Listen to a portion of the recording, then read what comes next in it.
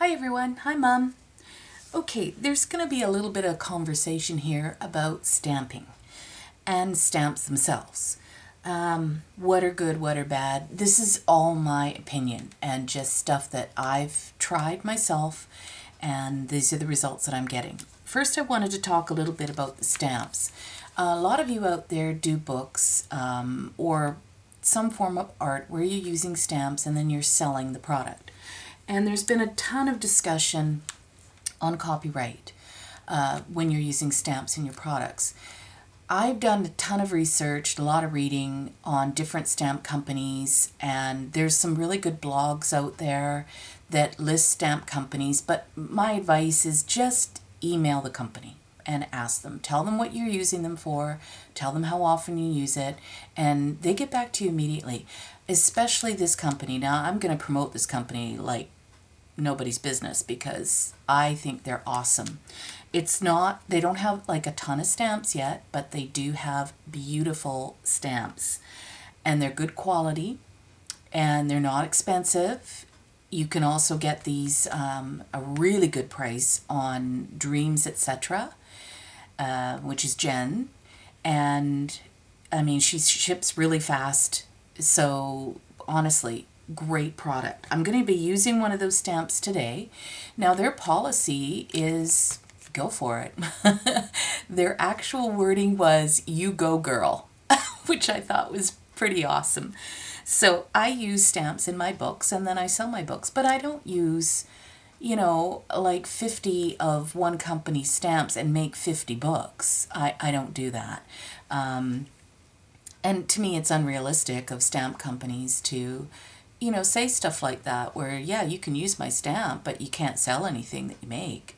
That's just, I think that's crazy. My opinion now, I know I'm going to get some, on that one, but in my opinion, how I'm an honest person. So if somebody says to me, you can't use that, I won't use it. But I also won't buy your product again. So, really, and if I'm advertising by saying, hey, I got this stamp at this company, don't you think that's kind of free advertising for that company for now you to go out and buy that stamp and use that stamp? I don't know, just made a little sense to me. But regardless, I love this company, I love their stamps, and I have several of their stamps. So I'm going to use one of those today. And what I thought I would do, because there's been a discussion on stamping and bleed, okay? There are a couple different kinds of inks, and it can be a little confusing. And I'm just as confused as you are, and I'll show you why in a second. Okay, so what I have done is I've tea stained some papers, different weights, and I have some of the same paper without tea stain. We're just going to do a little experiment. I haven't done this yet. So you're going to, do it with me. So the first one I have stained is, and I've used tea to stain them. This one is a 24-pound weight photo paper. It's a matte finish. There's no gloss to it. And you can see when you tea stain it, it gives you a pretty even coverage, except on the back where I really soaked it. I just puddled it in there. But it's because when you're looking at this, and it's wet and then you start to dry, you can see a weave in the paper. And that's, when you think about it, if you're going to print a photo on paper, you want that ink to sink right into the paper and to be very vibrant. So it's different than a copy paper, okay? So that's the look from the 24. Then this is a 28-pound, and it's quite thick. And I don't know the names of any of these. They're pretty, generic. This one's a 26-pound tea stain. You can see now this one's more wrinkled. Definitely a difference between the photo paper. This is a 20-pound, just a really cheap copy paper. And this is it, tea stain. You can feel the difference. It does thicken it up a little bit just because of the tea. But I think you're going to find that you will get a different result. Okay, now let's talk a little about inks. Now, a lot of people are familiar with Tim Holtz. I love Tim Holtz products. This is the Distress ink pad. Personally, I don't stamp a lot with this one. Now, I was reading something and they said this one here is a distress acid-free, fade-resistant dye ink versus a this one here is a longest lasting pigment ink. Okay, so a pigment and a dye ink. Now they were saying dye inks sit on the top more than pigment inks. Pigment inks absorb into your paper more. I've been doing it the opposite way, you guys. I always use this one because I find it doesn't absorb as much as this one. Now, I thought, okay, well, maybe I need to try that. Maybe I've been doing it wrong this whole time. So let's try. But just to throw a little monkey wrench in it for you, this is a VersaFine, okay? I love this one for stamping. I pretty much always use this one because when you get stamps, I probably can't see that, but when you get stamps that have a lot of ridges and edges and detail in them, something like this spreads out. You're not going to get that crisp, sharp edge to your stamp. That's why I use the Versa. I also was using it because I thought, oh, it's a pigment ink. It's going to sit on the top. I had it backwards, apparently. Okay, so this dye ink, now, this one here is called dye ink. And it's a Ranger's. But look, permanent and waterproof. Yet, it's a dye ink. Okay then. Confusing. This one isn't, but it's waterproof. This one is, but it's waterproof. This one is, but it isn't waterproof. So they must add something to this to make it waterproof. So now I've really confused you, right? Okay, what do? I have a lot of Tim Holtz. I want to use those. Okay, let's try it. So we're going to start with the lightest weight, tea stained, because I personally think tea staining your papers changes the makeup of the paper itself. Now, as far as stamping goes, I always do pad to ink. To stamp. Did I say that right or backwards? Ink to stamp. There we go. Okay. So I just give it a good press. Now, then I check my stamp. I do see there's little fluff sitting on top there. So if I am really good and think about it, yeah, I'll take it off. All right, the other thing you're going to want to do, if you don't know how your stamp is going to react, I always suggest doing it on, piece of scrap anyway. But if you have just a foam pad, it can be a mouse pad. This one's a cut up, a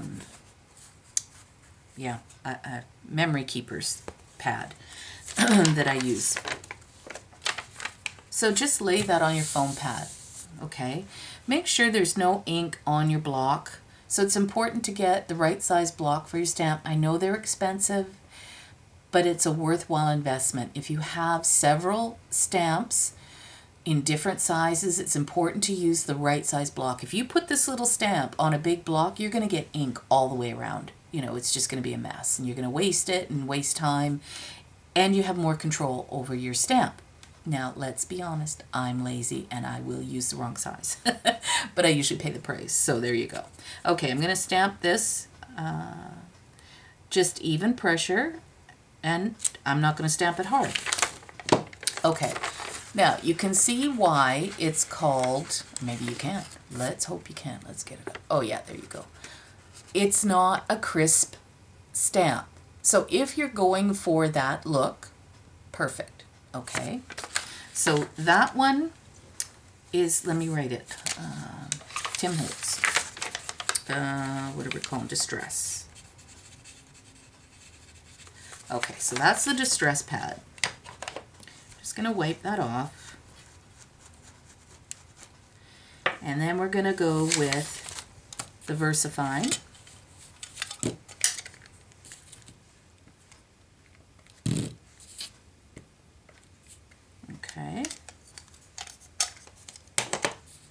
Okay, so I'm going to take a look at my block. That's probably old ink. Okay, we're going to stamp that again. And we're going to call that VersaFine.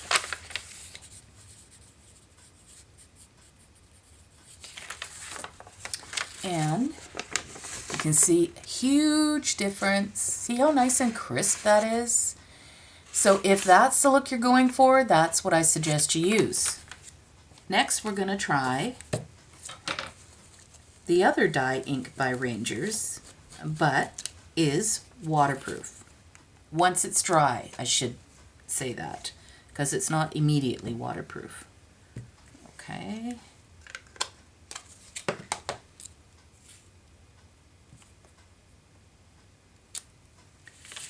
And that one is much more crisp than the first one.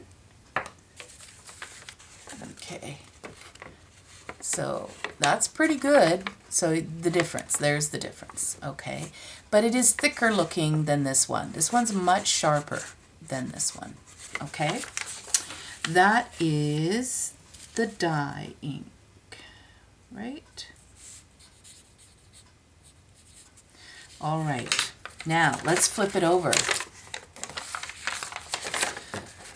Okay, it's very faint, but this one definitely shows through. And that's the one they said sits on the top. So, I don't use that one for my books. I do find it bleeds through. Having said that, I mean, if it works for you, go for it. But I tend to use this for inking edges or whatever. Plus, now if I take a little water,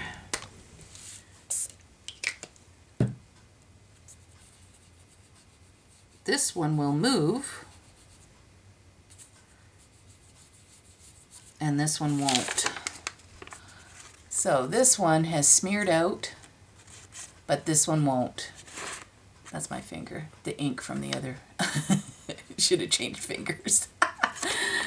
Same with this one. It shouldn't move either. And it doesn't. There's no movement of ink in that one. So if you're wanting to stamp on a page and then you decide, oh, I want to spray it with Lindy's or Tattered Angels or whatever, you can, if you've done the dye ink or the pigment. Now see, I'm confusing myself. This one, which says waterproof, or this one, which is this is the pigment ink, and pigment inks are waterproof, okay? That's on that one. Now that's my lightest weight, but let's try on the white, just real quick. Let's do these. Now this is the one that I like. But it's thicker, okay? So we're gonna go backwards here. Let's do that one. And then the VersaFine.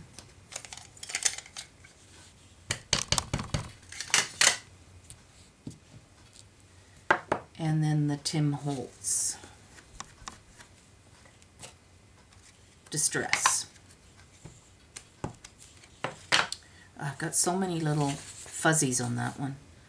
So you're going to have bumps in there because I'm too lazy to take them off. Okay. So let's flip that over. And there you go. Can you see? They all kind of come through, but this is the worst one, and that is the Distress. Okay? So that's that one. Then this is the 26 pound. Now you're going to find it less. We're going to start with the oops, wrong thing. We're going to start with the Distress. Oh, that bugs me. There's so many fuzzies on that. Okay. So, Tim Holtz. And what did I do next? Yes, the Versa.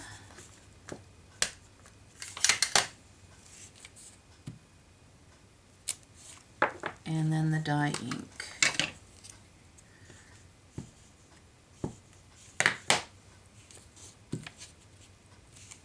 Okay, Tim Holtz is on the bottom.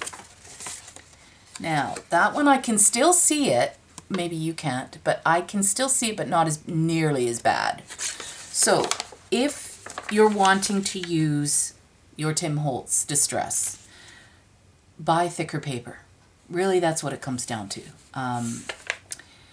And depending on your stamp size, like this is a pretty small stamp, but if you're using a bigger stamp, you're going to have more of a shadow on the other side. You don't want that, you know. Yeah. The only other thing I can suggest is this one. Now, this is a 28 pound. I didn't tea stain it, but it's much thicker than all of them. The only reason I don't like the 28 is when I'm folding it and putting it in a book, it thickens up my book way faster. So I went to a 26 pound photo paper. That's what I use, and I find the stamping works just great. But like I said, I use the VersaFine. So let's do this one though. We really want to see this one because this is what a lot of people use. They like the look of the distress. So that's what they use. And I am pushing pretty firm, you guys. Okay, I'm just going to wipe that off. Try and get all of those fuzzies off. And then we're going with the VersaFine. I just love the way the VersaFine comes out. And I love knowing that it doesn't move once it's dry.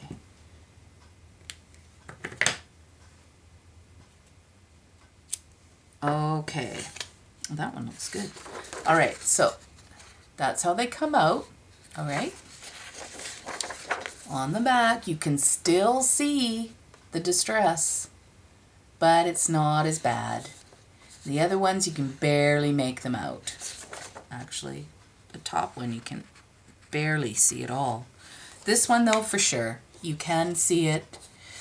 So, I don't know what to tell you guys other than, you know, go up in thickness. The 26 pound weight is good.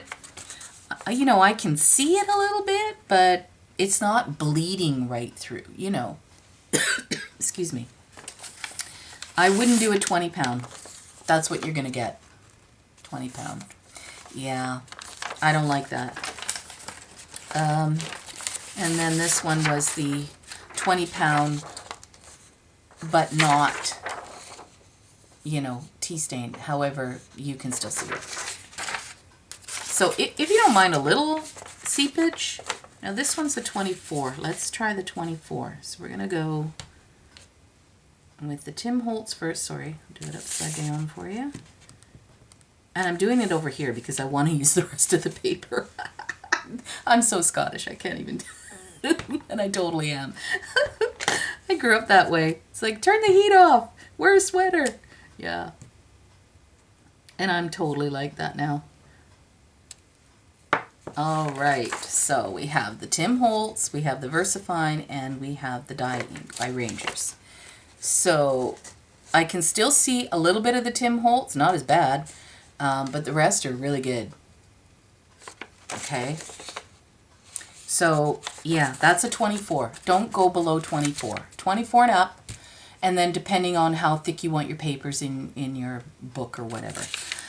Okay, I hope that answers some questions. Now, you know, my choice is, I love my Distress inks for doing tags and, you know, that kind of thing. Or if I'm going to do something and I'm going to Mod Podge over it or decoupage or whatever I'm doing.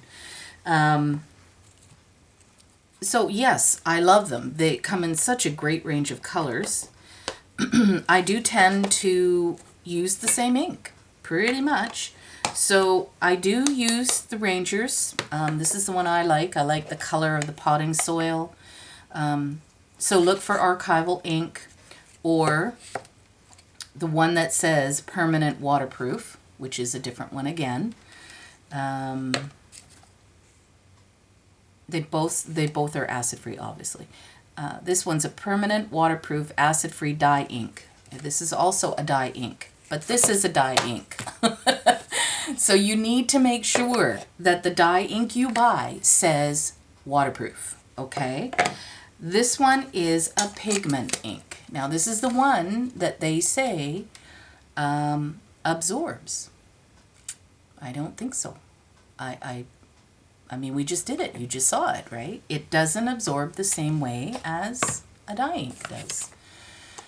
However, the dye ink that is waterproof doesn't absorb like that one. Okay, so if you want to get around that and you like the Rangers products, then go for it.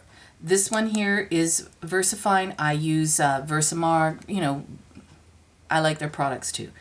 The only thing I'm not wild about is the lid. I find it awkward, personally. Maybe because I have small hands. I don't know. I mean, I've gotten used to it. But if you want a nice, crisp, you know, stamp, VersaFine. That's the one to use. If you want that distressed, really, I mean, that's why it's called distressed ink, because it doesn't give you that crisp line. It's meant not to. That's the whole point of it. These are great when you're wanting to, you know, mash up colors, and they blend really well. I have a ton of these, you guys, so I love their product. I'm not knocking any product here. I'm just saying for certain things, you need a certain ink. Even if you only get one pad in one color, whether you use a lot of black or a lot of brown, get one. You know, it's totally worth the money. They last a long time, and you can buy replacement ink where you just dab it on there. Way cheaper than buying the ink pad all over again. At least in my experience in Canada. Let's, you know, say that. The other thing is the dye ink, the Rangers dye inks, the Archival inks, they come in really lovely colors. I have this one. It's a nice cornflower blue. It's beautiful. You know, so if you plan on doing a lot of wet medium type deals and you don't want your stamp image to move, you need these. At least one of them, because they become permanent. And remember, if your ink pad is new and it's really juicy, I call it, it's not going to dry immediately, so give it time to dry. But if you're printing on gloss or anything like that, you need these. You cannot use this. It will just wipe right off. Okay? I think that's all I can tell you. If you have any questions, please leave a comment. If you disagree in any way, that's okay. Leave a comment, you know. Yeah, I just think there's so many new stampers. I have a lot of new people learning. And I'm happy to, you know, demonstrate for you so that you're not messing up your product. I don't mind, you know, like I don't mind doing this because honestly, I'll salvage it. Trust me, I'll salvage it. But, you know, it saves you time, it saves you money, and it's good for me too, just to keep reminding myself. Like this totally was an experiment. I hadn't done this before. And, you know, just from doing books over and over again, I know what I go to. And that's the VersaFine for me, because I like that nice crisp look. So anyway, enough. Stop talking, Cheryl. I hope you guys have a wonderful weekend. It's raining here again, but you know, it's spring. That's okay. It's warm, but it's wet. So we will talk really soon, and thanks for tuning in. Bye.